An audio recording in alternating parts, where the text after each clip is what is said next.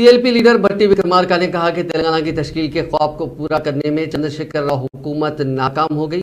रियासत की असम्बली में बजट पर मबाहिस में हिस्सा लेते हुए भट्टी विक्रमार्का ने कहा कि 8 साल कबल तेलंगाना की तश्कील अमल में आई थी।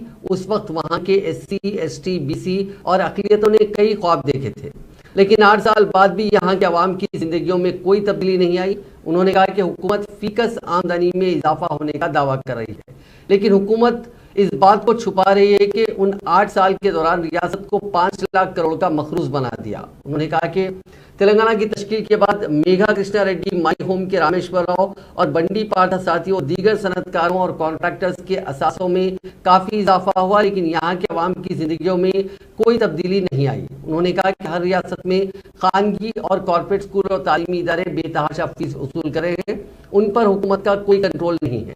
ऐसे स्कूलों में भी लाखों रुपए फीस वसूल की जा रही है, जहां बच्चों के खेलने के लिए मुनासिब प्लेग्राउंड तक नहीं है। उन्होंने नारायणा और चैतन्य तालीमी इदारों पर कंट्रोल करने का मुतालबा किया। भट्टी ने कहा कि वो हालिया दिनों रियासत के मुख्तलिफ अजला में पदयात्रा करते हुए गरीबों की मुश्किलात से वाकिफियत हासिल की। कई मकामात पर गरीब किसानों की कीमती अराजियात प्रोजेक्ट्स के नाम पर जबरदस्ती छीन ली गई। उन्होंने कहा कि चंद्रशेखर राव हुकूमत हर महाज में नाकाम साबित हुई।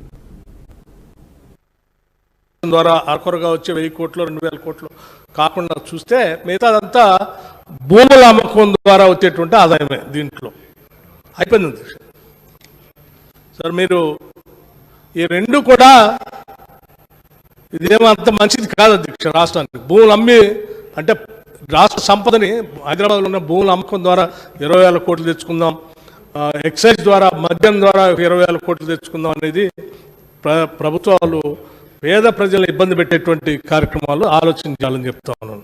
అట్లాగే వారు హైదరాబాద్ నగరంలో కాంగ్రెస్ ప్రభుత్వం ఉన్నప్పుడల్లా కొండ ప్రదేశం తప్ప ఏమీ లేదు, మేము వచ్చిన తర్వాతనే నీళ్లు ఇస్తున్నామని చెప్పి నేను హరీష్ రావు గారికి ఛాలెంజ్ చేస్తా ఉన్నాను మీ ద్వారా।